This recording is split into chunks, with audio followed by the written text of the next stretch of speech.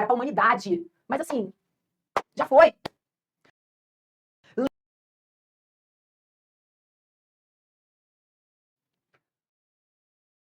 Buenos dias!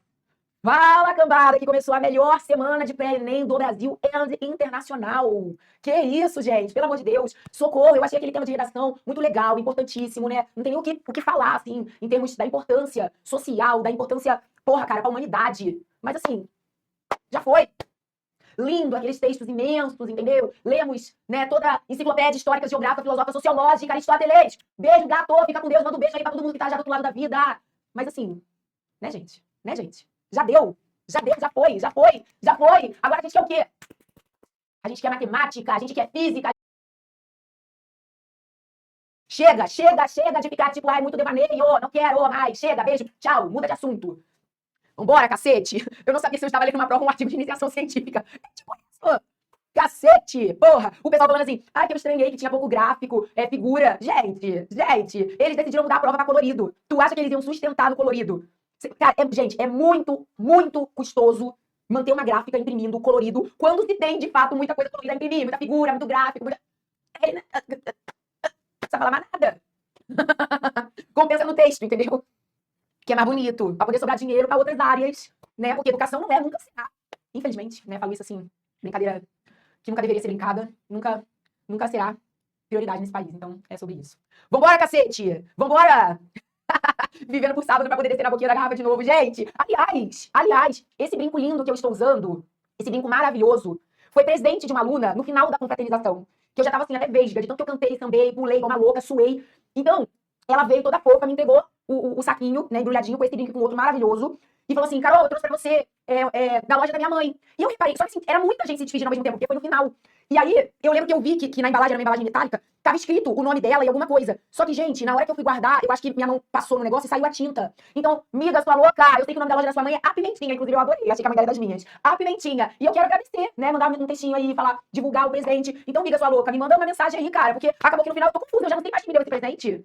Me fala, tá? Por favor. É sobre isso. Vambora então, gente. Vambora. Vambora que a gente vai viver dia após dia essa semana. Com calma, com paciência. Sábado tá logo ali. A gente vai ter nossa confraternização de novo. E aí sim, no domingo, a gente cumpre a nossa missão Enem. Eu acho que talvez essa seja uma das mensagens mais importantes desse bom dia.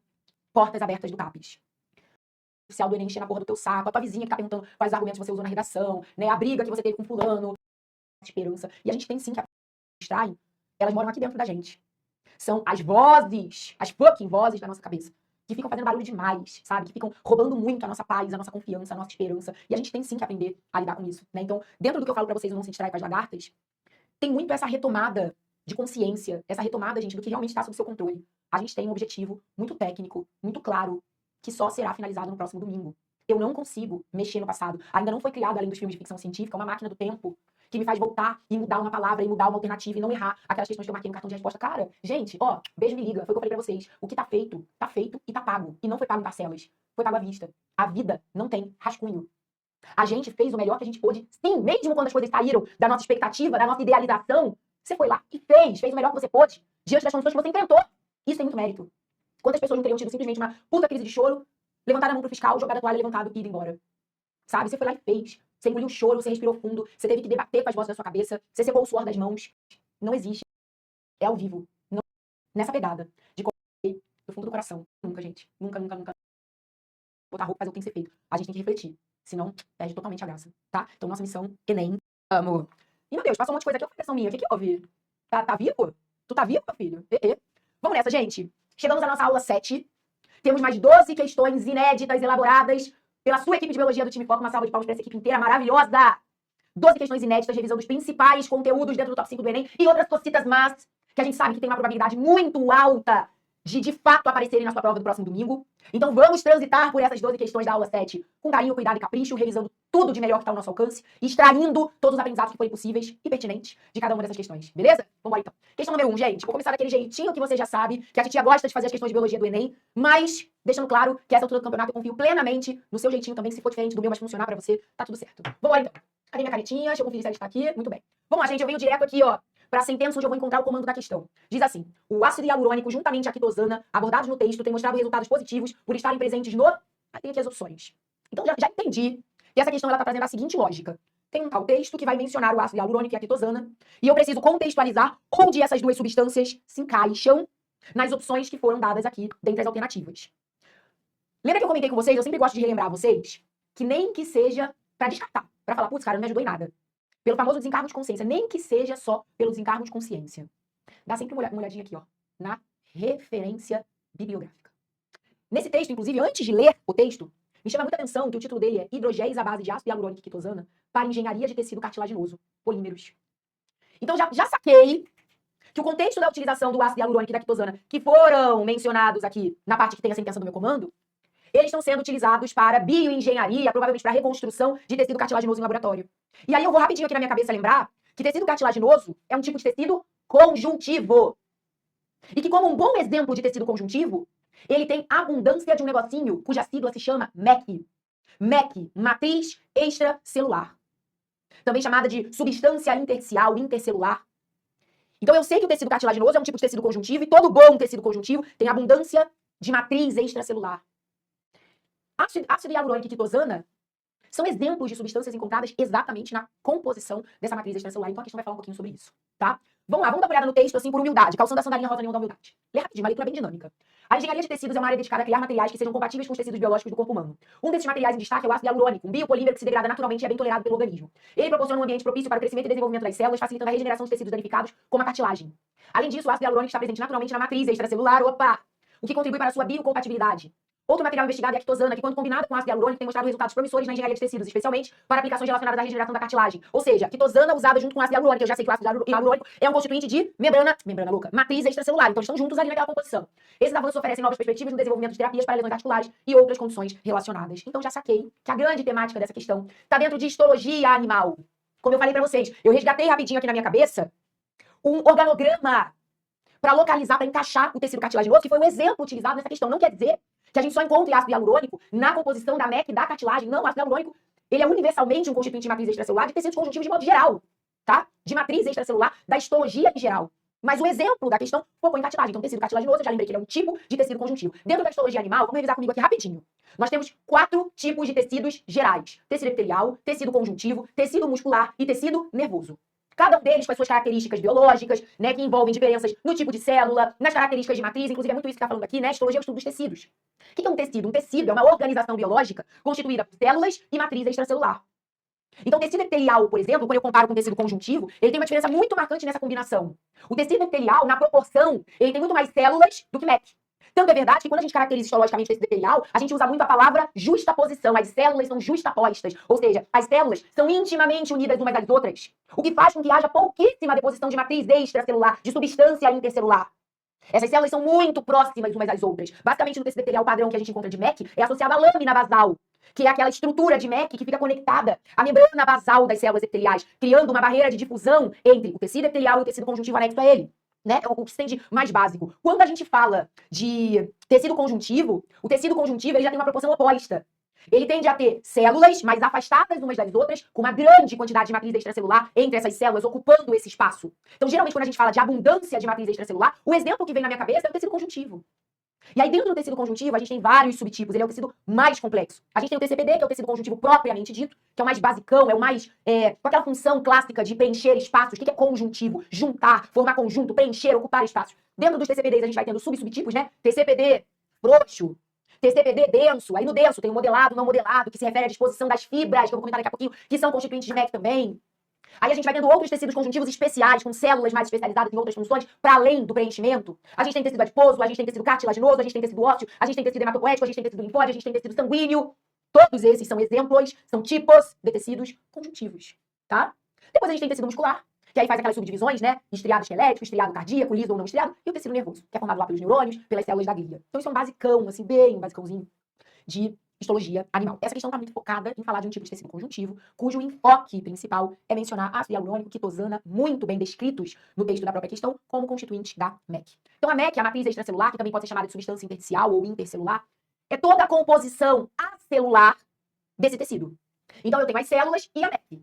Essa matriz extracelular, ela é formada por uma parte que é a substância fundamental, que é coloidal, é como se fosse a geleca que compõe a MEC, a gelatina da MEC, formada por água, proteoglicanos, ácido hialurônico, que é um tipo de polissacarídeo, glicosaminoglicanos, nutrientes que estão ali difundidos naquele meio coloidal. Ele serve mesmo como meio de difusão, tá? Trocas acontecendo o tempo todo entre as células. Além da substância fundamental, a geleca, a gente tem meio a essa substância fundamental, também compondo a nossa matriz extracelular, as fibras, que são proteínas fibrosas, que ficam perpassando essa matriz extracelular em meio à substância fundamental. A gente tem principalmente dentre as fibras as colágenas, que são formadas por proteínas do tipo colágeno, que conferem resistência. Quanto mais fibras colágenas uma MEC de conjuntivo tem, mais resistente tende a ser esse tecido. Temos as fibras elásticas, que são formadas por uma proteína de nome pouco criativo, chamada também de elastina, que confere elasticidade ao tecido, capacidade de estender e voltar ao seu lugar. E a gente tem as fibras reticulares, que são formadas por um tipo especial de colágeno, que é o colágeno tipo 3, que é um colágeno bem fininho, cuja principal função, diferentemente dos outros tipos de colágeno, não é tão associada à resistência mecânica em si, mas a formar uma trama, uma rede fibrosa tridimensional, que é muito boa em dar suporte físico, apoio, para que as células possam, né, ficar ali repousadas ou se movimentando, usando aquelas fibras reticulares da MEC como um suporte mecânico, tá? Como eu disse a você,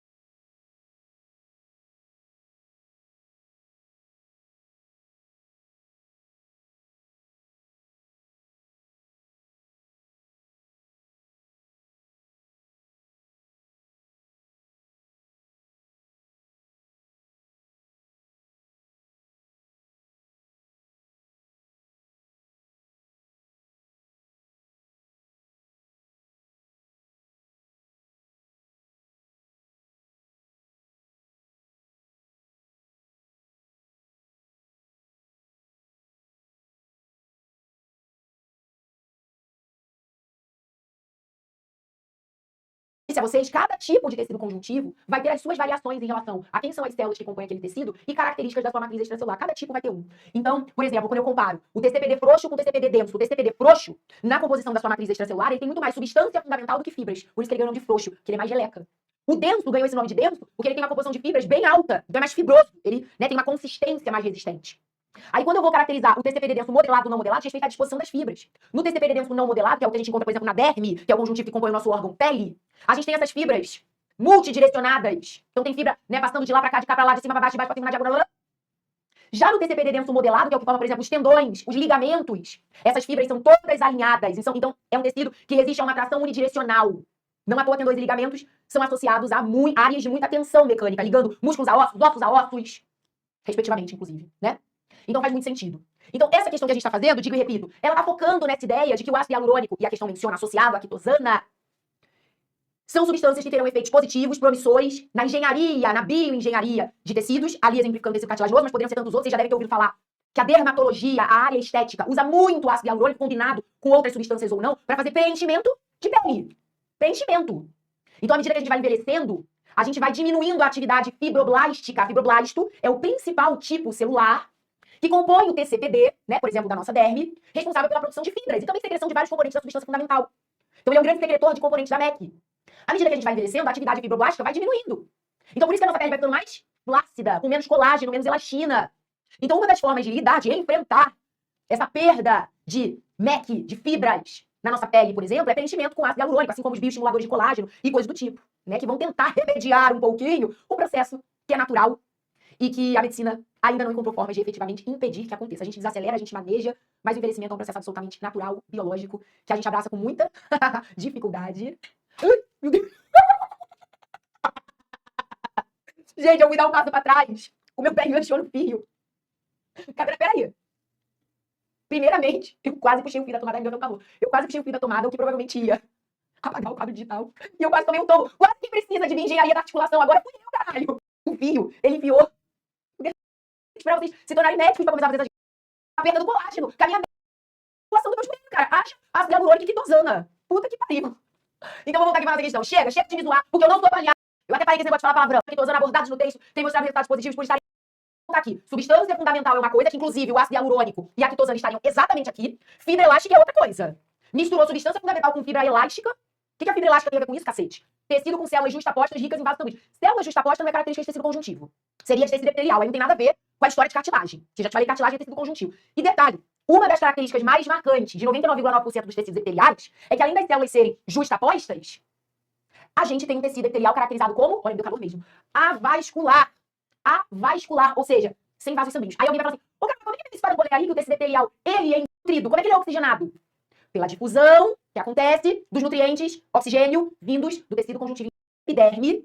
Aí vem a lâmina basal, que é a MEC do tecido epitelial, e abaixo da lâmina basal vem a derme, que é um TCPD denso não modelado. Então, a derme da epiderme vem a partir da derme, que é o conjuntivo dela. Entendeu?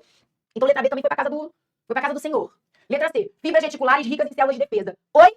Fibras reticulares ricas em células de defesa. Isso aqui seria um bom descritivo para um tecido hematopoético, para um tecido linfóide, uma medula óssea vermelha, um baço, um linfonodo. A MEC deles, de fato, tem muitas fibras reticulares e um monte de células de defesa, leucócitos associados ali. Para o contexto de cartilagem, não tem nada a ver. Matriz extracelular ricas em fibras colágenas. Isso daqui tá bem melhor. De fato, o ácido hialurônico e quitosana vão compor matriz da letra E, porção inorgânica de tecidos ricos em cálcio. Porção inorgânica de tecidos ricos em cálcio, isso aqui tá me remetendo à constituição de MEC de tecido ósseo. Tecido ósseo, que, como eu disse, também é um tipo de tecido conjuntivo. Uma das grandes características diferenciais da matriz extracelular do tecido ósseo é que ela tem uma parte orgânica e uma parte inorgânica. A parte orgânica da MEC do tecido ósseo é formada exatamente por esse basiquinho que a gente viu ali, que tem todo o conjuntivo. Substância fundamental e fibras. Muito colágeno, inclusive, que é o que dá muita resistência a essa MEC. E tem a parte inorgânica, que é o que dá rigidez típica ao tecido ósseo, que é formada pelos tais cristais de hidroxiapatita, que são formados pelos sais de fosfato de cálcio. Isso aqui tá conversando mais com características de MEC de tecido ósseo e não de cartilagem. Sem sombra de dúvida, gabarito letra B. E eu, como disse a vocês, né, aproveitei esse contexto para revisar o basiquinho de histologia animal, que é o suficiente para você acertar qualquer questão que traga essa temática na prova de domingo, tá? Tranquilo? De boa? Vamos pra questão número 2. Bora lá, então. Vou vir aqui direto para saber o que a questão, mais ou menos, o que a questão tá falando, né? O exame desenvolvido tem como principal objetivo identificar no sangue a presença de. Então eu vou ler o texto, procurando entender que exame é esse que está sendo mencionado no texto e que característica de células meio de um exame chamado NGS, cuja sigla significa sequenciamento de nova geração. O teste visa encontrar padrões de alterações de DNA específicas de um determinado tumor e simultaneamente fornece informações sobre o órgão que originou essa alteração. Esse teste foi inicialmente avaliado em estudo realizado nos Estados Unidos, recrutando 15.254 amostras de sangue e tecidos tumorais de indivíduos da América do Norte, incluindo 56% de recém-diagnosticados de câncer e os outros 44% sem diagnóstico da doença. Esse teste foi feito com o genoma da célula tumoral e é semelhante ao teste do genoma humano inicial. Opa, semelhante ao teste do genoma humano inicial. Interessante essa analogia. Porém, é mais direcionado para células tumorais. Com isso, foi feita uma análise de mais 50 tipos de cânceres. Os resultados mostraram que o teste pode detectar 12 tipos de cânceres em estágio inicial. Vou dar uma olhadinha aqui, não me agregou nada, e vou seguir meu baile. Então, o tal exame desenvolvido, esse exame cuja sigla é NGS, sequenciamento de nova geração, que, segundo o texto, é semelhante ao teste de genoma inicial, ou seja, um teste de sequenciamento genômico, né? Ele visa identificar células tumorais, células com características cancerígenas circulando no sangue do paciente, ok? Então, esse tal exame fase, mas decaimento, células em constante processo de divisão celular. Eu desconfio que você vai matar essa questão rápido, que você vai chegar a esse gabarito rápido. Porque já deu para entender aqui pelo contexto que o grande objetivo relacionado a esse teste, a esse exame, para identificar células tumorais circulantes no sangue do paciente, inclusive de forma bem precoce, tem a ver com buscar alterações genômicas nessas células. E aí cabe você lembrar o seguinte, inclusive foi pílula de biologia, se eu não me engano, última ou penúltima, tá? Eu até acho que foi a última. Foi uma pílula sobre oncogênese ou carcinogênese, que tem a ver com o principal processo de alteração de DNA que acontece com uma célula para que ela se transforme em tumoral. E aí, nessa pílula de biologia, eu consegui resumir bem pra vocês, explicar bem pra vocês, que o processo carcinogênico, ele não está associado a uma mutação pontual, mas o acúmulo progressivo de várias mutações, onde ao longo desse rolê, dentre essas mutações acumuladas, a gente tem comumente mutações que alteram genes que controlam o ciclo celular. Lembra do ciclo celular? Todas aquelas fases que a célula pode passar ao longo da vida dela, desde a intérfase G1, S, G2, que é quando ela não está dividindo propriamente. G1 é a vida normal da célula, em que ela está com expressão gênica ativa, ela está transcrevendo, ela está traduzindo suas proteínas, ela está metabolicamente ativa, cumprindo suas funções biológicas esperadas. Quando uma célula em G1 responde positivamente a um estímulo mitótico, ela ingressa em fase S, que é caracterizada pela duplicação do DNA, duplicação dos centríolos, por exemplo. Finalizada essa duplicação do DNA, ela entra em G2, segundo gap da intérfase, onde ela retoma a atividade metabólica, ela retoma expressão gênica, só que agora não mais associada à sua vida normal, mas sim ao aparar de arestas, para que ela possa, de fato, ingressar na sua divisão celular, ingressar em prófase, e a partir daí, concluir, se tudo estiver bem, a sua divisão celular. Ok? Que pode ser uma mitose, no caso de uma célula somática, bem como poderia ser uma meiose, no caso de uma célula germinativa. Tá bom? o basicão de ciclo celular, gente, é esse. Isso é o que é essencialmente mais importante que você tem que saber. Dentro do ciclo celular, a gente tem alguns chamados pontos de checagem ou pontos de check-up, que são muito importantes para que a célula possa passar por uma espécie de conferência, né? Check-up mesmo, como o próprio termo quer dizer. Para avaliar se as condições externas são favoráveis à continuidade, ao avançar de fase dela dentro do ciclo celular, para que ela possa ser avaliada em relação à composição do seu material genético, se aquele material genético sofreu alguma alteração, se a duplicação foi perfeita, porque muitas vezes, dentro desses pontos de checagem, quando é identificado algum tipo de bug, uma célula normal, não tô falando tumoral, tô falando saudável, ela vai sofrer a intervenção dos chamados controladores negativos do ciclo celular, que pertencem à importante família dos genes supressores tumorais, P21, P53 e por aí vai, que vão impedir que essa célula que foi detectada pertence à importante família dos genes. Ela vai sofrer a intervenção dos chamados controladores negativos do ciclo celular, que pertencem à importante família dos genes supressores tumorais, P21, P53 e por aí vai, que vão impedir que essa célula que foi detectada com alterações genômicas, por exemplo, avance de fase no ciclo, se divida. Essa célula é freada no ciclo até que aquele problema possa ser corrigido, e se não for, ela é induzida à morte por apoptose, o que é extremamente protetivo ao aparecimento de cânceres no indivíduo. O problema é que esses oncogenes, esses genes supressores tumorais, que pertencem a essa importante família genética de controladores de ciclo celular, eles são comumente alvo de mutações. E quando mutados, essas células perdem seus freios, seus controles sobre o ciclo celular. E elas começam a se dividir de forma aloprada, uma coisa bem cachorro louco. E aí entra um princípio que eu tô sempre lembrando a vocês. Quem mais trabalha, mais erra. Se eu tô parada, eu não faço nada de ruim, mas também não faço nada de bom.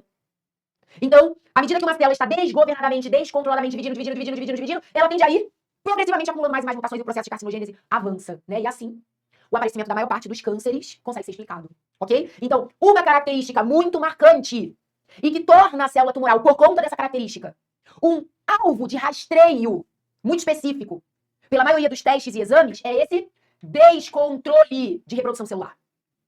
Então, uma característica que chamaria muita atenção nesse tal exame mencionado na questão 2, que favoreceria identificar células circulando no sangue com características carcinogênicas, certamente seria o fato delas estarem constantemente em divisão celular. Isso é uma marca, né, da célula tumoral. Ela é uma célula altamente proliferativa por conta dessas N mutações que, dentre elas, né, alteram os oncogenes, alteram os genes supressores tumorais, fazendo com que ela perca importantes controles do seu ciclo celular. E aí vai. Tranquilo? Deu pra entender aqui de boa a lógica do negócio? Para nível Enem, não temos necessidade de entrar profundamente em nenhum mecanismo molecular de checagem de ciclo. Complexos, ciclinas, CDKs, a gente não precisa aprofundar em nada disso. Mesmo por uma discursiva de UERJ, a gente não precisa. A gente só tem que ter uma noção um pouquinho melhor, porque dependendo de como vem uma questão contextualizada nessa temática, né, se fosse uma discursiva, você teria que ter palavras-chave mais fresquinhas na cabeça para elaborar a linha de raciocínio. Mas seria muito mais uma questão de raciocínio, né? Para Enem não precisa, porque ainda que essas coisas viessem mencionadas num texto, elas fariam muito mais parte de um contexto do que, né, o complexo, ciclina, CDKS, o M, o... Não. Para nível de Enem, isso não seria a coisa mais importante. Certamente seria uma questão que cobraria o mesmo nível de dificuldade de uma que a gente tá fazendo aqui, tá? Tranquilo? De boa? Beleza. Vamos pra 3. Uma de ecologiazinha, né? Diferentemente do que muita gente pensa, não cai só ecologia, nem ciência da natureza, muito menos em biologia, né? Temos sim expectativa de encontrar algumas questões de ecologia, mas se a gente olhar para o Enem de 15 anos atrás e o Enem de hoje em dia, as temáticas de biologia cobradas nos Enems mais recentes, elas são muito mais diversificadas. Entende? Então não vai achando que vai encontrar só ecologia, porque isso é uma grande balela. Mas, uma outra questãozinha, a gente tem por expectativa que tenha sim. Beleza? Vamos lá. Questão 3, então. A imagem a seguir representa uma cadeia alimentar comum de florestas tropicais. Aqui eu fui ler direto porque não tinha textão. Então tem aqui uma cadeia que a gente já volta nela. Blá, blá, blá, blá, blá, blá, tá. Considerando que o predador de topo da cadeia sofreu uma grande exploração antropológica, ou seja, ser humano, levando à redução de sua população, a espécie que terá um aumento populacional EAD. Mais uma vez, a gente está tendo a oportunidade de fazer uma revisão de questão, falando sobre aqueles efeitos secundários que atingem todos os níveis tróficos em uma cadeia quando ela passa por desequilíbrio. Então, se eu afeto a população X, seja de base, seja de topo, seja de meio, de cadeia, de onde for, se eu afeto para up ou para down uma determinada população integrada a uma cadeia ou uma cadeia alimentar, isso tem reflexos colaterais, secundários, em todos os outros níveis tróficos que se relacionam. Por quê? Porque quando eu falo de uma cadeia ou de uma cadeia alimentar, gente, eu tô falando de uma relação preda-predador, eu tô falando de uma relação de disponibilidade de recursos alimentares. Então, dependendo da posição daquela população que foi alterada em relação às demais, isso pode levar à diminuição, ao aumento e por aí vai, das outras populações, né? Então, vamos lá. Quem tem essa cadeia alimentar é o topo da cadeia. Essa ave de rapina aqui. Ela é o topo de cadeia. E a questão está dizendo que ela vai sofrer uma significativa redução populacional por intervenção lá humana, ok? E eu quero saber que a população vai aumentar por conta disso. O efeito colateral de promover aumento. Cogumelinhos que estão representados aqui, gente, cuidado para não confundir o cogumelo com o topo de cadeia. Muita gente vai falar isso. Ah, porque tem setinha apontando da ave de rapina pro cogumelo. Então o cogumelo mata e come. É um cogumelo, tipo, venenoso, tóxico. Ele mata, come, destroça, despedaça o gavião, sei lá. Não, pelo amor de Deus. Esse desenhozinho representando os cogumelos é uma representação dos decompositores. Várias espécies de fungos e bactérias atuam como decompositores de matéria orgânica, fazendo o fechamento do ciclo da matéria, restituindo a partir da decomposição, da reciclagem de matéria orgânica, sais minerais e gases para aquele ambiente. Então aqui a gente está vendo decompositores, eu não estou vendo topo de cadeia nenhum. Quando eu falo topo de cadeia, eu estou falando o último nível trófico ocupado por um consumidor. Ok? Por um consumidor. Plantinha está representando produtores. os autótrofos, a base da cadeia alimentar, o primeiro nível trófico do rolê é sempre o dos produtores. Aí aqui tem um gafanhoto que vai estar representando consumidores primários. Então, eles estão comendo essa plantinha, comendo o produtor. Então, C1, segundo nível trófico. O sapinho está comendo C1, então ele vai ser C2. A cobra está comendo o sapinho, vai ser C3. E eu cheguei ao último nível trófico de um consumidor nessa cadeia, que de fato vai ser essa ave de rapina, que vai ser meu C4. Quando esse topo de cadeia diminui de população, o que vai acontecer com a população das serpentes? Aumentar. Por que a população de serpente vai aumentar? Pensa comigo. Essa ave é predadora da população de serpente. No momento que o predador das serpentes diminui em quantidade, eu tenho menos predadores matando para comer essa serpente. Então eu afrouxo uma pressão seletiva sobre a população de serpente, que aumenta.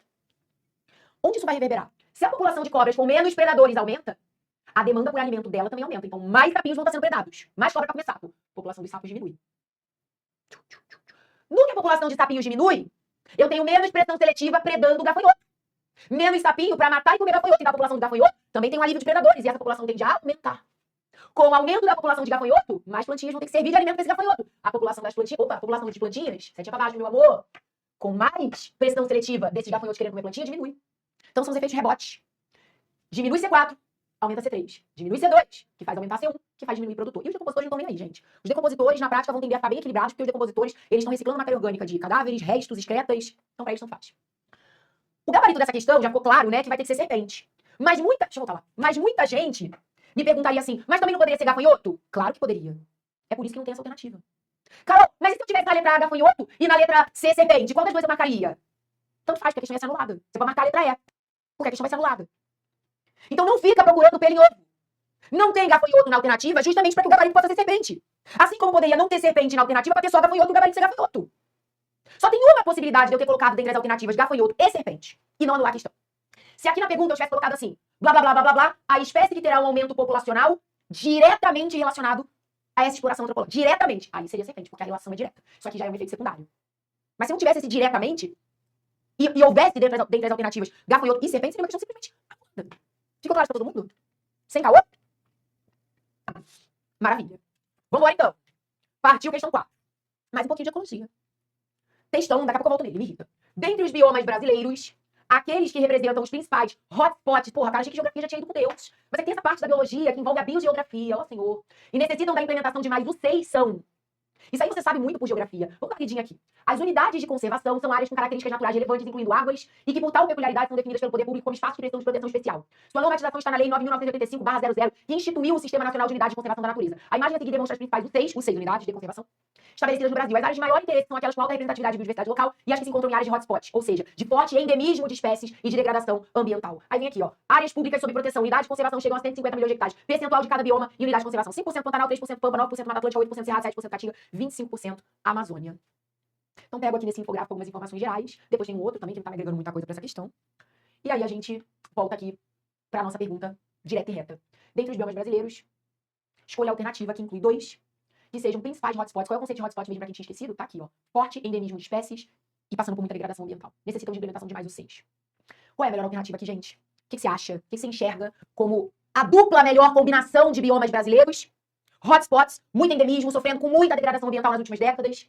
E que, portanto, necessitem de mais unidades de conservação para que esses biomas não simplesmente desapareçam. Não tem diferença entre pampa e campos. Pampas ou campos gaúchos são a mesma nomenclatura, tá? Mesma coisa. Os pampas gaúchos, a região de campos, é o mesmo tipo de bioma. É um bioma de planícies, é um bioma de gramíneas, ok? Então, dentre as melhores combinações aqui, a gente certamente tem, primeiro de tudo, cerrado. O cerrado é considerado como um bioma endemicamente brasileiro. Muitas espécies brasileiras que só existem no Cerrado, só existem no Cerrado. E a gente sabe que, principalmente por conta da expansão das fronteiras agrícolas, o Cerrado, a vegetação nativa do Cerrado está sendo destruída, esbagaçada. Por quê? Porque os caras estão tirando onde é Cerrado para colocar pecuária, ou plantio de soja, de milho, etc. Então existe uma necessidade quase que urgente de criar unidade de conservação para que o Cerrado simplesmente não desapareça. Tá? Outro bioma, se biomas de modo geral já estão indo pra casa do cacete, outro bioma para além do Cerrado, que a gente sabe, que hoje em dia a gente nem considera mais que esse bioma existe. A gente fala de microfragmentos restantes desse bioma. É a Mata Atlântica, que é encontrada predominantemente em região costeira, litorânea, muita especulação imobiliária, desde o período da colonização. Os principais ciclos econômicos da cana, do café, da puta que pariu, começavam pela região de Mata Atlântica, e toma desmatamento, e urbaniza, e plantio, e pecuária, e o caralho a quatro. Então, é um hotspot da biodiversidade. Inclusive, eu sei que tem muita controvérsia, tem muita discussão, mas tem-se uma discussão forte de que a biodiversidade da Mata Atlântica seja, inclusive, maior do que da Amazônia. Eu não tô falando em riqueza de espécies, em número absoluto de indivíduos. Eu tô falando em diversidade de espécies. Biodiversidade, diversidade. É um conceito que diz respeito à quantidade de diferentes espécies que ocupam um determinado bioma. Diversidade, diferentes espécies que ocupam um determinado bioma. Então, a Amazônia é, sem sombra de dúvida, um hotspot. É, sem sombra de dúvida, mas a Mata Atlântica chega a ser considerada um hotspot mais importante do que a própria Amazônia, porque ela tem mais endemismo, ela tem uma maior biodiversidade e ela tá infinitamente mais degradada do que a Amazônia. Embora o ser humano esteja trabalhando ativamente pra também conseguir fuder com a Amazônia, né? Mas a Mata Atlântica já tá, coitada, muito mais que apenas oceanêmica. Então, considerando essas informações que a gente falou, a melhor combinação geral aqui, para que se implementem mais unidades de conservação e o mais rapidamente possível, Cerrado e Mata Atlântica. Carol, e o Pantanal? Cara, o Pantanal é uma puta... Gente, o Brasil, bota na sua cabeça. O Brasil tem abundância de hotspot.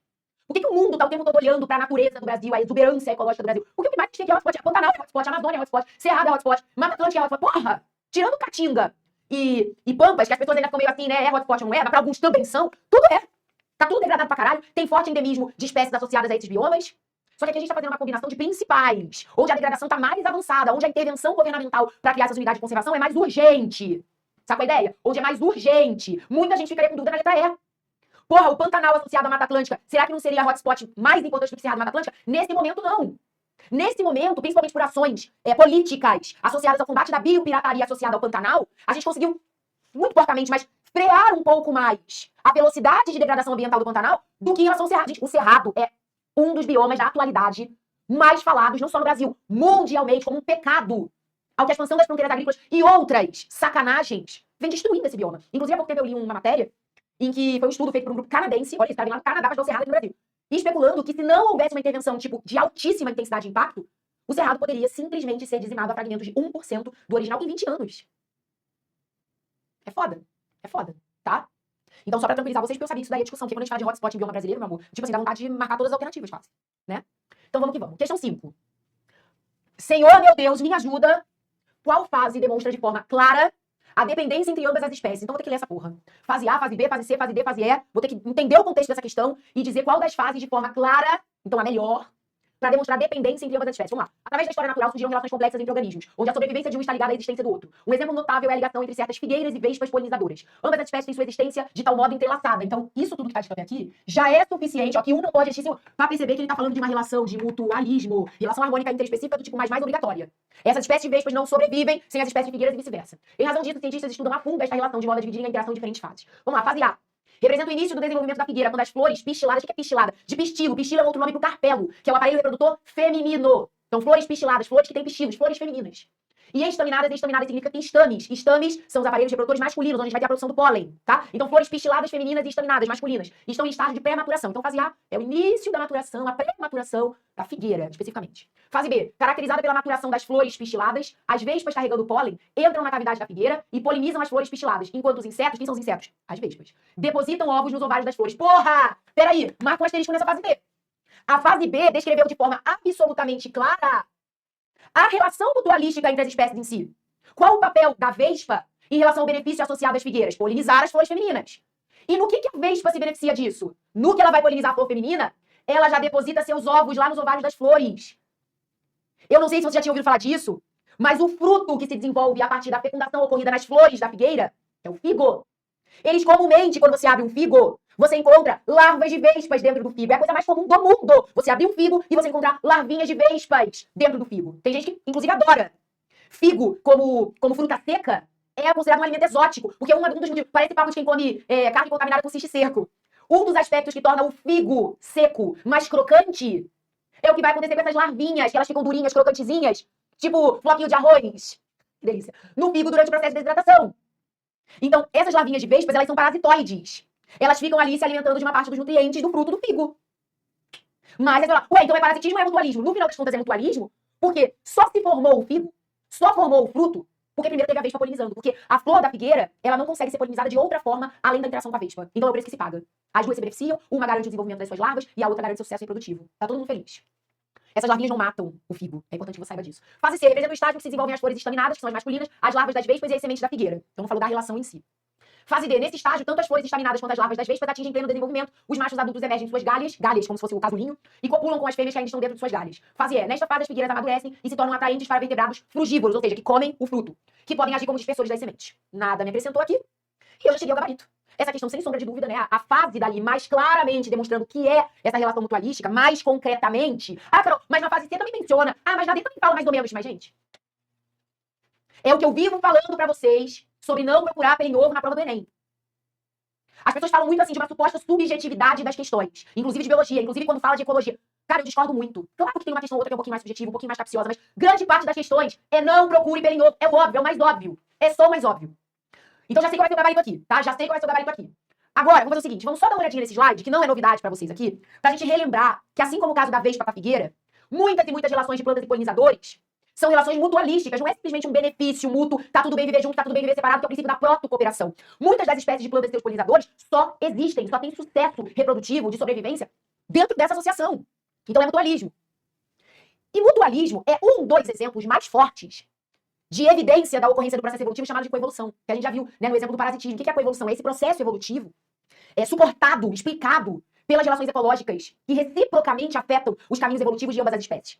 A coevolução não precisa estar atrelada ao mutualismo. O mutualismo é um exemplo em que, por conta da imensa relação de dependência entre as espécies, isso daqui acontece de forma intensa, mas parasitismo, predatismo, praticamente todas as relações ecológicas, com exceção das comensais, ou seja, com exceção daquelas que são neutras para uma das espécies envolvidas, geram coevolução em maior ou menor grau. O que é isso? Lembra? Quando uma espécie se relaciona com a outra, ela cria uma pressão seletiva sobre a outra, que influencia o caminho evolutivo dessa outra espécie relacionada. A partir do momento que essa seleção natural é respondida por essa outra espécie, existe uma contra-adaptação. Então, o que muda em uma influencia o que vai mudar na outra. E isso vai continua ciclicamente moldando os processos evolutivos reciprocamente influenciados pelas espécies engajadas ecologicamente, que se relacionam ecologicamente. Então isso é sobre coevolução, no final das contas. E o mutualismo, do exemplo da nossa questão, entra muito bem nisso, tá? Então, gabaritando essa questão sem sombra de dúvida, fase B quando ambas as espécies conseguem reproduzir-se. Então fica de forma muito clara o que é a relação de dependência entre as duas espécies. Tudo bem? Tranquilo? Vamos pra 6. Já voltamos aqui. Vamos ver o que a questão quer de mim. Entre os fármacos apresentados, aquele que afeta diretamente, olha como é que é importante se ligar nessas palavras-chave das sentenças de comando. Eu quero fármaco que afeta diretamente a composição da parede celular bacteriana. Quando eu falo de composição de parede celular bacteriana, eu falo, sobretudo, de que tipo de constituinte bioquímico. Qual é o principal constituinte bioquímico da parede celular bacteriana? Peptídeo-glicanos. Peptídeo-glicanos. Um tipo especial de carboidrato, de sacarídeo, tá? Peptídeo-glicano. Bactérias gram-positivas, bactérias gram-negativas. Uma oportunidade de falar um pouquinho sobre isso, né? Porque eu sei que vocês gostam de fazer sempre essas revisõezinhas mais perto da prova, mesmo que só por desencargo de consciência. A bactéria gram-positiva, ela tem um único envoltório extramembrana, então tem a membrana plasmática dela normal, e ela tem um envoltório extramembrana, que é uma parede celular bem desenvolvida de peptidoglicano. As bactérias chamadas de gram-negativas, além da sua membrana plasmática normal, elas também têm uma parede de peptidoglicana, só que muito menos espessa, muito mais fininha do que a das gram-positivas. E além dessa parede de peptidoglicano, elas têm uma segunda membrana plasmática, que é chamada de membrana externa, que também é formada por uma bicamada fosfolipídica com proteínas, lipopolissacarídeos associados. Inclusive, dentre os constituintes dessa membrana externa, a gente tem um tipo de lipopolissacarídeo chamado de LPS, que é um dos principais responsáveis por reações alérgicas, toxoides associadas às bactérias gram-negativas e o nosso organismo, tá? Então, falei de parede celular bacteriana, independente se é bactéria gram-positiva ou gram-negativa, o principal constituinte é o peptidoglicano. Independente se vai ter uma paredona, uma paredinha, membrana externa, não tem membrana externa, isso indifere, tá? Então, voltando lá na nossa questão, vamos dar uma olhada na tabela, que fala sobre diferentes antibióticos e seus principais mecanismos de ação, pra gente entender qual desses antibióticos diretamente afetaria formação, né, de parede celular. Novobiocina, afeta o desenovelamento do DNA, impedindo sua replicação. Então, afeta diretamente alguma coisa relacionada à replicação do DNA da bactéria. Ponto. Ionóforos, permite a difusão simples de compostos ionizados para o interior ou exterior. É uma molécula ionóforo, né, que vai criar um poro na membrana plasmática da bactéria, fazendo com que haja ali uma difusão de íons, desregulando osmoticamente aquela célula, provavelmente levando à sua morte por algum tipo de descontrole osmótico. Penicilina, impede a formação das ligações entre os tetrapeptídeos do peptidoglicano. Foda-se essa primeira parte. Ele tá muito claro pra mim que penicilina vai prejudicar a formação de peptidoglicanos, que eu sei que constitui principal constituinte, meu Deus, da parede celular bacteriana. Tá, então já descobri a resposta, para muito fácil. Eritromicina, liga-se à subunidade ribosomal 50S inibindo a tradução. Então isso aqui vai atuar diretamente na tradução de proteínas, lá nos ribossomos. Polimixinas, ligam-se à membrana alterando a sua permeabilidade. Não a parede, a membrana. Teria alguma coisa mais relacionada com esses ionóforos, tá? Então, gabarito da nossa questão, sem sombra de dúvida, penicilina, uma vez que impossibilita a formação do peptidoglicano, que é o principal constituinte da parede celular bacteriana. Tranquila essa questão, né? Bem facinho. Vamos pra 7. Vou ler logo direto ali o que tem, tá? Buscando entender sobre suas origens, um rapaz adotado procura seus pais biológicos. A partir disso, ele encontra algumas informações no hospital onde nasceu, que demonstram que apenas uma mulher deu à luz a um menino com aquelas características. Porém, existiam 5 possíveis candidatos para serem seu pai. Oh, meu Deus. Assim, o indicado a ele foi a realização de um exame de DNA fingerprint, no qual os resultados se encontram a seguir. Filho, homem 1, 2, mãe, homem 3, 4, homem 5. A partir dos resultados do exame exposto acima, o possível pai do rapaz é o... Galera, é eletroforese em gel. É o tipo de técnica diretamente envolvida com o exame de DNA, muito usado na genética forense, que é a criminalística, no teste de DNA para pai, para encontrar parentes biológicos, né? Cada linhazinha preta dessa é uma bandinha de DNA. É um fragmento de DNA que tem um determinado peso molecular, que ocupou uma determinada posição na corrida eletroforética. Você lembra dos princípios da eletroforese? Você pega a amostra de DNA das diferentes pessoas, dos diferentes indivíduos que você vai avaliar, cliva cada uma dessas amostras de DNA em separado usando a mesma enzima de restrição. Depois que esse DNA é devidamente fragmentado, você vai colocar num gel, numa cuba eletroforética. A partir do momento que a corrente elétrica começa a passar ali, o DNA é carregado negativamente por conta do fosfato dos seus nucleotídeos, PO4 menos. Então, o DNA, por ser carregado negativamente, ele vai se movimentar atraído pelo polo positivo da cuba eletroforética. Os fragmentos maiores são os mais retardatários, são os mais lentos, então eles vão ficando no começo do gel. E os fragmentos menorzinhos são mais rápidos, então eles correm mais rápido, eles vão ficando mais pro final do gel. Quando eu comparo essas bandinhas de DNA da corrida eletroforética entre indivíduos, eu consigo relacionar o grau de parentesco biológico entre eles. Qual é a relação entre esses fragmentos de DNA, essas bandinhas de DNA separadas eletroforeticamente, entre um indivíduo e seus pais biológicos? É lembrar algo que é bem óbvio. 50% do meu DNA foi doado através do espermatozoide do pai biológico que me fez. Inclusive, eu não faço ideia por onde ele se encontra. Diga-se de passagem. E os outros 50% da minha mãe, lá do óvulo da minha mãe. Então, cada indivíduo gerado por fecundação clássica tem 50% do seu material genético de origem paterna e 50% de origem materna. Então, quando eu avalio os fragmentos do meu DNA lá separadinhos eletroforeticamente, eu preciso encontrar uma correlação de 50% das minhas bandinhas de DNA compatíveis com a minha mãe e 50% com o meu pai. Carol, pode acontecer de ter bandinha que existe tanto na mãe quanto no pai? Claro, somos da mesma espécie. Temos boa parte do nosso DNA conservada. Assim como vai acontecer de ter uma determinada bandinha de DNA que é exclusiva da mãe, que é exclusiva do pai, que vai ser ótimo, que vai ser extremamente distintivo por esse exame. Tem que rolar metade, metade. O que não pode acontecer quando você quer afirmar num exame de DNA como esse, num teste de paternidade, por exemplo, é você ter bandinhas na criança que não tenham correlação com a mãe e ou com o pai. Se você tem bandinha na criança que não tem correlação com bandinhas encontradas na mãe e ou no pai, você descarta o parentesco biológico.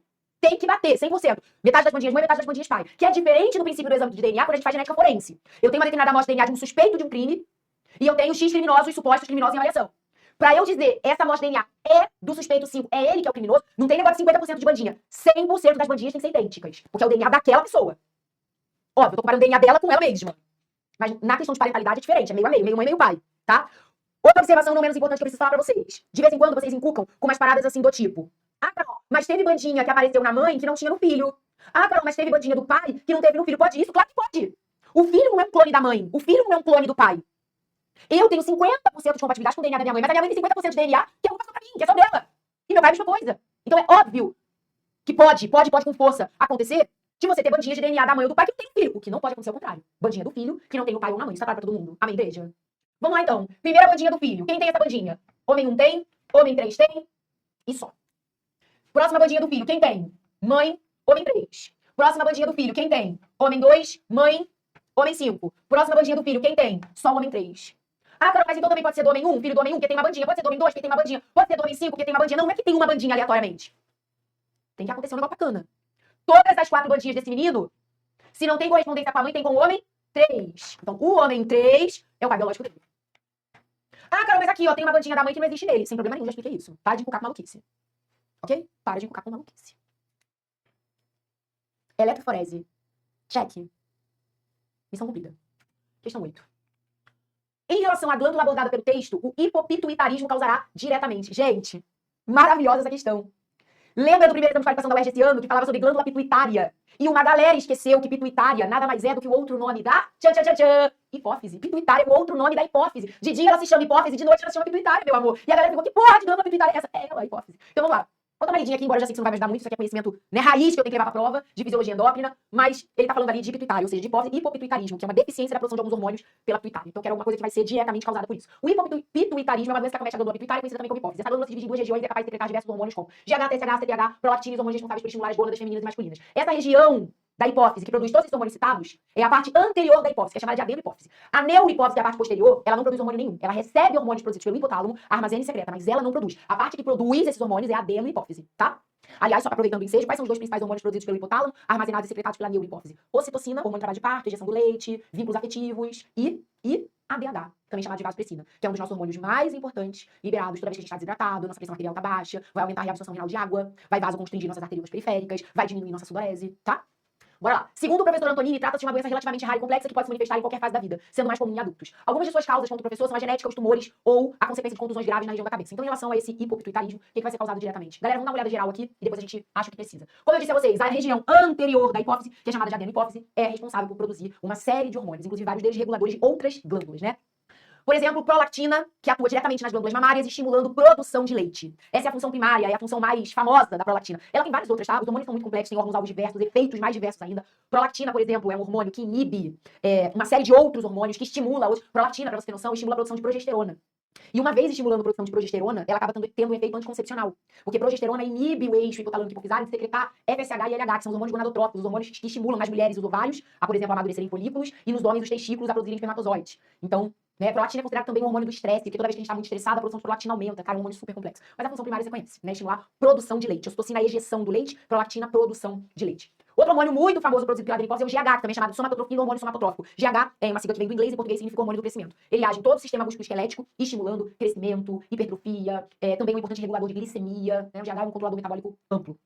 TSH, CTH, LH e FSH são aqueles hormôniozinhos que fazem a hipófise ganhar um apelidinho carinhoso de glândula mestra. Por quê? Porque são esses hormônios que regulam o funcionamento de outras glândulas. TSH é o hormônio tireotrófico, também chamado de hormônio estimulador da tireoide. É ele que vai estimular a tireoide a produzir, por exemplo, T3 e T4. A CTH é o hormônio trófico ou estimulador do córtex das adrenais, também chamado de adrenocorticotrofina, o hormônio adrenocorticotrófico. Ele vai estimular o córtex das suprarrenais a produzir importantes hormônios como mineralocorticoides, aldosterona, glicocorticoides, como cortisol. E a gente tem os hormônios gonadotróficos, LH, que é o hormônio luteinizante, e FSH, que é o hormônio folículo estimulante, que, como eu falei, estimulam o funcionamento das gônadas, que são as glândulas sexuais, ovários nas mulheres, testículos nos homens, tá? Então, lembrando desses principais hormônios produzidos pela pituitária, pela hipófise, o que esse déficit de produção hormonal pela pituitária causaria diretamente? Redução da síntese de hormônios responsáveis pela regulação renal. Regulação renal, a gente poderia ou pensar na aldosterona, angiotensina ou ADH. Só que nenhum desses hormônios é diretamente produzido pela pituitária. Então essa palavra diretamente ela é muito matadora. Porque você pode falar assim, mas indiretamente, a partir do momento que a hipófise produz o ACTH, que vai estimular o córtex das suprarrenais, produz a aldosterona, que por sua vez tem função de regulação renal. Mas isso é indireto. Diminuição da produção hormonal que regula a adrenal e a tireoide. Opa! Isso daqui tem muito a ver. Adrenal é outro nome para suprarrenal. Tireoide é a tireoide mesmo. Quais são os hormônios diretamente produzidos pela pituitária, pela hipófise, que estimulam a função de adrenal e tireoide? ACTH, TSH. Matei a questão.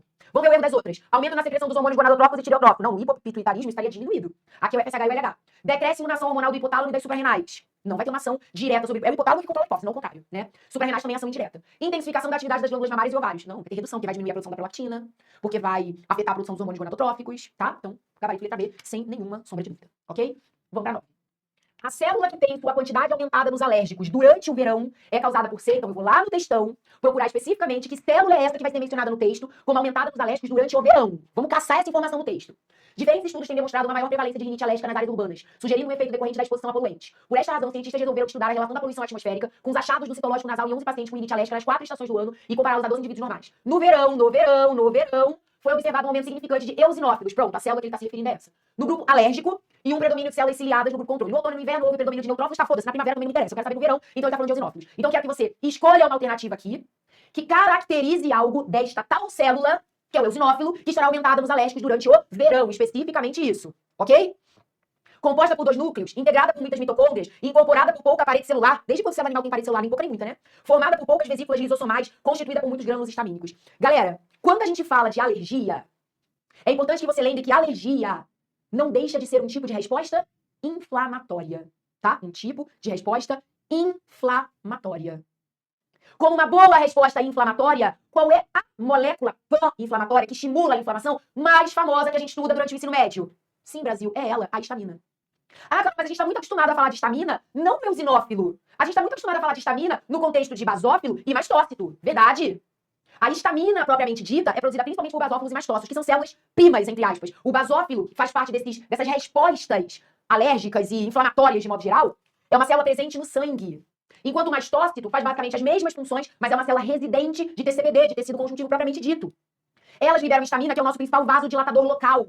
Vasodilata, aumenta a permeabilidade do endotélio dos capilares sanguíneos associados a um determinado tecido que está respondendo àquela inflamação. No que por ação vasodilatadora histamínica, a permeabilidade do endotélio desses vasos aumenta, extravasa mais plasma. Por isso que o local inflamado fica inchado, quente, dolorido, vermelho. Porque a vasodilatação aumenta o fluxo sanguíneo para aquele local. O sangue é quente e vermelho, então automaticamente, onde eu tenho vasodilatação, naquele local do meu corpo, vai ficar mais quente, vai ficar mais vermelho, porque o fluxo sanguíneo aumentou. Se está extravasando mais plasma para os tecidos externos, aqueles tecidos incham, fica um edema local. Quem nunca teve uma orelha inflamada na unha encravada? E dói, às vezes dói de latejar. Porque esse edema comprime nervos, e isso sensibiliza a dor no local. Todos esses efeitos colaterais, o quarteto fantástico da dor, do turgor, do rubor, todos esses efeitos, do calor, né? Tudo isso, gente, acaba sendo um preço que se paga para que, através da vasodilatação, facilite a diapedese dos leucócitos. A vinda de células sanguíneas, leucócitos sanguíneos como neutrófilo, eosinófilo, o próprio basófilo, que vão sair do sangue atravessando aquele endotélio do capilar vasodilatado, indo ao local do meu corpo que pode estar inflamado, né? Infectado por algum micro-organismo, pode estar necessitando de algum tipo de resposta imunológica. E é por isso que inflama. Então são efeitos colaterais, efeitos secundários de uma ação que tem uma intenção positiva, facilitar a diapedese, facilitar a migração de leucócitos do sangue para tecidos extravasculares que possivelmente estejam precisando de resposta imunológica, tá? O eosinófilo, que é essa célulazinha aqui, ó, ele não é classicamente a célula que libera histamina, mas junto com outros amiguinhos, ele faz parte das respostas inflamatórias, como eu disse a vocês, como é o caso da alergia. Então a representação de grânulos histamínicos aqui é uma simbologia bem genérica, bem adaptada ao ensino médio, sabe? Para simplificar a ideia de que esse tipo de leucócito, esse tipo de glóbulo branco, basófilo, mastócito, eosinófilo, que participam de respostas inflamatórias, que participam de alergias, cuja principal molécula mediadora de inflamação é a histamina. Sacou a ideia? Essa história composta por 2 núcleos, é legal você dar uma olhadinha, porque neutrófilos, eosinófilos e basófilos fazem parte de uma família de leucócitos que são chamados de granulócitos. Por que eles ganham esse nome de granulócitos? Porque quando vistos ao microscópio óptico, é muito notável que eles têm uma quantidade enorme de grânulos citoplasmáticos. Esses grânulos citoplasmáticos são os que contêm os mediadores inflamatórios, dentre eles a histamina, mas outros N tipos de mediadores, leucotrienos, citocinas, né, interleucinas, por aí vai. Tá aí uma parte mais profunda dessa bioquímica, que você vai estudar na faculdade mesmo, tipo, tira isso da cabeça agora. Muitos lisossomos também, porque várias dessas células são fagócitos, como por exemplo o neutrófilo. Então eles são fagócitos, então eles fagocitam micro-organismos, aí precisam de muitos lisossomos para digerir esses antígenos fagocitados. E o eosinófilo também é um fagócito muito importante, né? Então tem muitos lisossomos presentes dentro dos chamados, bem entre aspas, grânulos citoplasmáticos, e por aí vai. E eles são células que têm um núcleo só, gente, tá? São chamadas de polimorfonucleadas, porque apesar de um núcleo só, a cromatina ela pode ser encontrada com formatos diferentes, né? Por exemplo, no basófilo, a gente vê uma unidade só, meio disforme. No eosinófilo é comum a gente ver a cromatina organizada em 2 lobos. No neutrófilo, de 3 a 4 lobos. 3 lobos no homem e 4 na mulher, porque aquele quartozinho que tem ali é a chamada cromatina sexual ou corpúsculo de Barr. Aquele último lobozinho que você vê ali da cromatina do neutrófilo é encontrado só na célula feminina, só em neutrófilos de mulheres, né, de fêmeas, de mamíferos, porque ele corresponde a um dos cromossomos X que se encontra em grande parte condensado. Aí eu visualizo isso como aquele último lobozinho da cromatina, tá bom? Então, voltando lá na nossa questão, gabarito letra E sem sombra de dúvida. Fechou? Tranquilo? Vamos para 10. Além dos métodos diagnósticos citados pelo texto, uma nova forma de identificar o gene responsável pela SXF seria através de... O que é SXF? Pelo amor de Deus, vamos lá ver. A síndrome do X frágil, SXF, é uma doença genética de padrão de herança ligada ao sexo. Ligada ao X, que é a mesma coisa que ligada ao sexo. Dominante, que constitui a principal causa de deficiência intelectual hereditária. O distúrbio é causado predominantemente por uma expansão de repetições de trinucleotídeos, CGG, citosina, guanina, guanina, no gene FMR1, gerando perda de função e hipermetilação. O método utilizado no diagnóstico utiliza a tecnologia de PCR convencional e eletroforese horizontal, sendo capaz de determinar a presença de alelos expandidos e diagnosticar a maior parte dos casos da SXF. Entretanto, não consegue dimensionar o tamanho dos alelos nem identificar seu estado de metilação. Então, os métodos tradicionais, ele fala que são o uso de PCR, que é, né, aquela técnica muito utilizada para identificar genes específicos em alguns diagnósticos, né? Foi considerado como o exame padrão ouro na época da pandemia da Covid-19, só que a gente fazia RT-PCR, porque o material original do vírus da Covid é RNA. Então, antes de fazer a PCR, primeiro precisava retrotranscrever com a ajuda da enzima transcriptase reversa, RNA em DNA, e depois esse DNA associado a primers específicos, ele era amplificado para identificar ou não a presença de genes que eram do vírus da Covid-19. PCR é a reação em cadeia da polimerase que amplifica, então aumenta quantitativamente a amostra de DNA. E você pode escolher que regiões específicas do DNA você deseja amplificar através dessa técnica. Então ele fala da utilização de PCR e eletroforese, que a gente já sabe que é um clássico, já falei até de eletroforese hoje aqui de novo. A pergunta é, além desses métodos diagnósticos citados no texto, então além da PCR, além da eletroforese, uma nova forma de identificar o gene. Cara, se esse gene defeituoso ele tem uma alteração na sequência de bases, o que seria uma outra técnica além da PCR, além da eletroforese, que teria inclusive uma altíssima precisão para eu conseguir identificar esse tal gene defeituoso da síndrome do X frágil? Com certeza a técnica de mapeamento genético. Mapeamento genético é sinônimo de sequenciamento genético ou genômico. É aquela técnica que basicamente consiste em, através de softwares especializados, lasers especializados, o DNA ele vai sendo lido, ele vai sendo mapeado de acordo com a sequência de bases nitrogenadas que compõem os nucleotídeos daquele ácido nucleico. Então, a molécula de DNA ou de RNA, é possível sequenciar os dois, né? Ela vai passando por esse maquinário que vai detectando por fluorescência, que é o que tem de mais moderno, de mais recente associado a essa técnica, a sequência de bases nitrogenadas dos nucleotídeos. Então, eu vou estabelecendo lá, como eu brinco, né? Sopa de letrinhas da constituição daquela molécula. Citosina, guanina, citosina, guanina. Então imagina, eu faço um mapeamento genético daquele gene lá, como é o nome dele, FMR1, e percebo no sequenciamento a expansão da repetição daqueles trinucleotídeos na sequência, CGG, CGG, CGG. O diagnóstico vai ser de alta precisão. Síndrome do X frágil. Então, além da PCR, além da eletroforese, o mapeamento genético seria um método, assim, muito bem-vindo para esse tipo de diagnóstico. Cara, eu não tô contado em outros aí, porque eu tô vendo outros pela primeira vez, e a gente fez isso com intenção, tá? A gente trouxe nessa questão, em alternativas distratoras, outros métodos que não são convencionais para ensino médio. Que poderiam aparecer, sim, no Enem, possivelmente até como distratores também. Que é uma coisa bem mais rodapé de livro, mas a gente tá agarrando pelo pé aqui, né? Então vamos lá, letra B, identificar mutações deletérias. Mutações deletérias não é o nome de um método, né? Mutações deletérias não é o nome de um método. Citometria de fluxo. Gente, citometria de fluxo é uma técnica, é um método de análise em laboratório, cujo objetivo é fazer a análise de células específicas. E geralmente são marcadas com fluorocromos ou com algum tipo de radioisótopo que pode ser rastreado. pelos programas, pelos softwares associados à citometria de fluxo. Então, citometria de fluxo é um método, é uma técnica para a gente fazer análise de células específicas. Então, vou dar um exemplo de citometria de fluxo que eu fazia na época do meu doutorado. Foi uma época assim que 1 a 2 vezes por semana eu estava no laboratório fazendo citometria de fluxo com as minhas células. O que foi meu trabalho de doutorado? Eu estudei a ação de uma glicoproteína chamada galactina 3, que é uma glicoproteína associada a alguns tipos de células do sistema imune. Então, eu avaliei animais nocautes para essa galactina 3, tá? Nocaute, ou seja, animais que foram geneticamente modificados e não expressavam o gene da galactina 3. Então, eu entendia qual era o papel dessa molécula da galactina 3 na metástase a partir de câncer de mama primário. Então, eu estudava o modelo murino, ou seja, o modelo de camundongo. As fêmeas desenvolviam um câncer de mama, e a partir desse câncer de mama iam acontecendo metástases, né? Para fígado, para os ossos, para o cérebro, para vários órgãos. E eu comparava o grupo controle, que era o grupo dos animais que expressava a galactina 3 normal, e o grupo dos animais nocauteados para a galactina 3, e avaliava o que mudava no padrão de metástase. Então, dentro do controle metastático, tem uma fase característica, que é a migração de células tumorais do sítio primário do tumor, que no caso do modelo de estudo que eu fazia era o câncer de mama, para outros locais. Então, essas células tumorais circulam pela corrente sanguínea e a partir daí elas vão semeando metastaticamente outros locais. Então, de tempos em tempos, a gente colhia amostras de sangue dos nossos animais e fazia citometria de fluxo, marcando essas células tumorais com fluorocromos específicos que eram detectados no exame. Então, a gente sabia, né, a partir de cada estágio da manifestação da doença no animal, como variava a população de células tumorais circulando no sangue comparando os dois grupos. Então, era um método que fazia todo sentido para essa análise que eu queria fazer ali no experimento, tá? Então, é isso, serve para isso. O Western blotting, o que é isso, gente? Quando vocês estudam no ensino médio, as principais técnicas de biotecnologia, vocês aprendem uma que é chamada de Salter blotting. Essa daqui é a original, tá? É o blotting é transferência, é a original. Isso aqui não é simplesmente o nome de um ponto cardial, traduzindo. Isso aqui é o sobrenome do pesquisador que desenvolveu esse método, cujo objetivo é fazer a análise de DNA. A técnica do Salter blotting, ela é associada à técnica de eletroforese, com DNA. Primeiro, eles fazem eletroforese separando fragmentos de DNA. Depois, criam sondas gênicas marcadas também com radioisótopos ou fluorocromos, moléculas de rastreio, associam a essa eletroforese para ver se vai dar match. Então, se a sonda vai encontrar por complementaridade naquelas amostras de DNA, né, complementaridade, se houver, depois essa amostra de DNA marcada com a sonda de rastreio passa por uma membrana e isso é detectado lá numa fluorescência, numa câmera de ultravioleta, no que for. Então, se analisa dessa forma, beleza? Então, essa técnica original não é que tá aqui, que é a Salter blotting, ela faz análise de DNA, sempre associada à eletroforese. Essa foi a primária. A partir dessa, foram criando variações da técnica. Então, fizeram Salter blotting, depois fizeram Northern blotting. Qual é a diferença, Carol? Salter para essa daqui, gente, faz análise de RNA. Então, pegam-se amostras de RNA, faz a eletroforese separando os RNAs por tamanho, né, peso molecular, depois se associa sondas gênicas específicas para ver se um determinado RNA vai ser encontrado ou não naquela amostra analisada. E, finalmente, chegamos na terceira variação da técnica original, que é o Western blotting, que faz a análise associada à eletroforese de proteínas específicas. Então, eu separo uma amostra de proteínas extraídas de uma célula, de um indivíduo.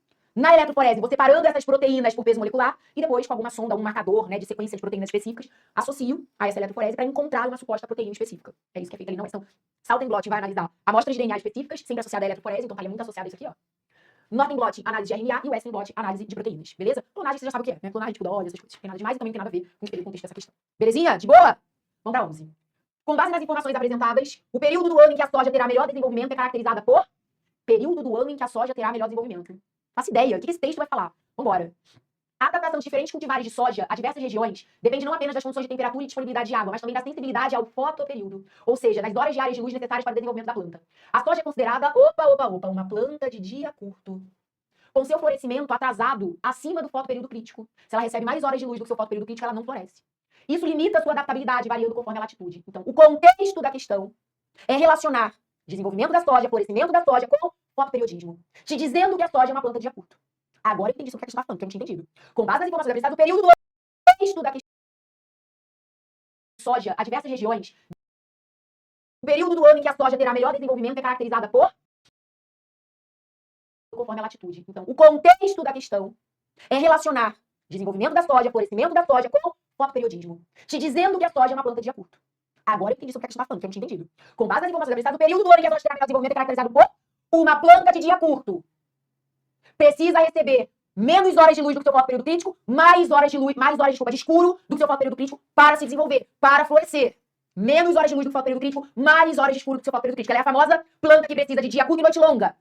Qual é o período do ano em que plantas como a soja, de fotoperíodo relacionado a dia curto, noite longa, tem mais estímulo para se desenvolver? Inverno. O que a gente fala sobre o inverno? Dias mais curtos, noites mais longas. É aquele experimento mais basiquinho de fotoperíodo. Mais basiquinho. Planta de dia curto, planta de dia longo. Fotoperíodo crítico é aquele limiar de horas de luz que determina se uma planta vai ou não vai florescer. Quando uma planta de dia curto recebe mais horas de luz do que o seu fotoperíodo crítico, ela não floresce. Quando uma planta de dia curto recebe menos horas de luz do que o seu fotoperíodo crítico, mais de escuro, aí sim ela floresce. A planta de dia longo é o contrário. Quando ela recebe mais horas de luz do que o seu fotoperíodo crítico, ela floresce. Quando ela recebe menos horas de luz do que o seu fotoperíodo crítico e muitas de escuro, ela não floresce. Que inclusive é o que depois permite a gente uma discussão de que, na verdade, a planta de dia curto é uma planta de noite longa, porque você tem que combinar as duas coisas. Aqui é a mesma coisa. A que a gente chama de planta de dia longa, ela precisa de noite curta para florescer. Então, planta de dia curto tende a florescer principalmente durante o inverno. Planta de dia longo tende a florescer principalmente durante o verão. Carol, e aquele paranauê de se acender um flash de luz no meio da noite, que pra planta de dia curto é ruim pro florescimento, mas pra planta de dia longo é bom? Aquilo ali é buraco mais embaixo. Não tem necessidade de falar disso pra essa questão, mas vai ter pra falar numa próxima questão da aula 8. Então me aguarda que eu volto nesse tema pra gente dar o último lacinho de fita, sabe assim, dar o último arremate. Daqui a pouco a gente complementa isso. Por enquanto, é o basiquinho de fotoperiodismo, planta de dia curto. Bem basiquinho. De boa? Vamos pra 12. A principal razão molecular para a apresentação das diferenças entre gêmeos citadas no texto está relacionada a... Vamos lá, vamos ver. Eu já desconfio, né? Mas vamos ver. No dia em que meus meninos gêmeos idênticos nasceram de uma cesariana de emergência, notei uma diferença de comportamento. O gêmeo A, que tinha sido espremido por várias horas contra a pelvis inflexível, passou a maior parte do seu primeiro dia alerta, olhando em volta. Enquanto o gêmeo B, que fora poupado desse estresse pré-nascimento, dormia calmamente como um tico recém-nascido. Meu marido e eu fizemos o possível para tratá-lo de forma igual, mas ninar o gêmeo A era um desafio. Nós o chamávamos de bebê lagosta. Enquanto o gêmeo B se aconchegava mais facilmente. Conforme iam crescendo, notamos outras diferenças. O B ensaiou todas as etapas do processo de aprender a andar, enquanto o irmão assistia e em seguida copiava a habilidade quando era dominada. Ou seja, ficou preguiçoso esse gêmeo B, né? Embora compartilhassem genes e crescessem com os mesmos pais, havia diferenças nos dois que foram influenciadas por outros fatores em seu ambiente pré e pós-natal. Nada me acrescenta aqui. Galera, qual é a principal razão molecular para que dois indivíduos que sejam clones genéticos naturais, como é o caso dos gêmeos idênticos, também chamados de univitelinos ou monozigóticos, apresentarem diferenças no comportamento, na predisposição para doenças e uma série de outros fenótipos? Eu tô falando sobre o que nessa questão? Penetrância, epigenética, transcrição, tradução ou genoma? É claro que eu estou falando sobre epigenética. A mais batida no vestibular nos últimos tempos. É ela, Brasil. Epigenética. Epi significa aquilo que está acima, ou seja, para além da genética, para além da sequência de bases nitrogenadas que constituem o nucleotídeo do nosso DNA. Que outros fatores regulam a nossa expressão gênica? Para eu expressar ou não expressar um determinado fenótipo, para eu expressar ou não expressar determinada característica, primeiramente depende da minha genética, ter ou não ter um gene compatível para aquilo. Mas segundamente, diz respeito a expressar ou não expressar aquele gene, porque se dois irmãos gêmeos idênticos, obviamente por serem idênticos têm exatamente a mesma soma de letrinhas do DNA, mas um tem um determinado gene metilado e o outro não, um não expressa e o outro expressa. A epigenética, gente, ela inclui os dois principais componentes químicos de regulação da nossa cromatina. A metilação do DNA, sobretudo de algumas bases nitrogenadas do tipo citosina, que constituem o nosso DNA. Por via de regra, quando determinadas regiões gênicas são metiladas, isso aumenta a compactação da cromatina e faz com que essa região gênica seja inativa, não seja expressa. Portanto, a característica relacionada àquele gene metilado não é expressa. E a acetilação das histonas, que são as proteínas carretel, as proteínas que enovelam, que compactam o nosso DNA eucariótico. À medida que determinadas regiões gênicas têm suas histonas acetiladas, isso leva a um afrouxamento dessa cromatina, ela fica numa região de eucromatina, onde eu vou encontrar tipicamente genes ativos, genes que estarão sendo transcritos, depois seus RNAs mensageiros traduzidos, ou seja, características que poderão se manifestar. O mais bacana dessa história epigenética, que é todo o contexto da questão dos gêmeos e tantos outros exemplos de questões desse tema que caem pra gente o tempo todo nos últimos, pelo menos 7 anos, é a discussão de que todos esses processos químicos que regulam a expressão gênica da nossa cromatina, as metilações, as acetilações, são transitórios. Um gene que hoje está metilado, amanhã pode estar desmetilado. Uma região de histonas que hoje está acetilada, amanhã está desacetilada. Tem enzimas controlando isso o tempo inteiro. E essas enzimas, acetiladas, desacetiladas, metiladas, desmetiladas, são muito influenciadas por fatores ambientais. O que você come, nível de estresse, poluentes, idade biológica e por aí vai. Tá? Então está muito, muito em alta. Então a gente entende hoje a grande complexidade de tudo que vai acontecer ao longo da nossa vida. E a gente entende que as nossas capacidades, né, manifestadas não dependem só do nosso DNA, mas da associação do nosso DNA com todo o resto do conjunto da obra que a gente impõe ao nosso corpo, especialmente ao longo de muitos anos. Beleza? Tranquilo? Então aqui nessa questão, sem sombra de dúvida, gabarito letra B. Ô, Carol, relembra aí pra mim, o que é conceito de penetrância mesmo? Que eu, né, até achei que não era, mas fiquei um pouquinho em dúvida. Gente, penetrância é um conceito da genética que trabalha a ideia de que um determinado gene, ele pode estar presente em diferentes indivíduos, mas não necessariamente ser expresso. Ah, Carol, penetrância de alguma forma também não pode estar associada com epigenética? Pode, não necessariamente, tá? Mas pode. Então, por exemplo, um caso clássico de penetrância que a gente estuda, né? Polidactilia, que é a presença de dedos a mais nas mãos e ou nos pés. O gene da polidactilia é um gene autossômico dominante. Então, o que eu esperaria por saber que ele é um gene autossômico dominante? Todo indivíduo, pesão, pesão ou pesão, pezinho, manifestaria polidactilia. Só que na prática não é isso que acontece. Tem vários indivíduos que são portadores do alelo dominante da polidactilia e não expressam a polidactilia em si. Na verdade, existe um percentual relativamente até baixo de indivíduos polidácticos na população, embora o gene seja autossômico dominante, que a gente imaginaria que circularia muito mais, que se expressaria muito mais. Por quê? Porque a penetrância do gene da polidactilia não é 100%. A penetrância do gene da polidactilia é menor, é baixa. Então, nem todo mundo que possui aquele gene o expressa de fato, tá? Que é diferente do conceito de expressividade fenotípica. A expressividade fenotípica não tem a ver com manifestar ou não manifestar uma determinada característica genética.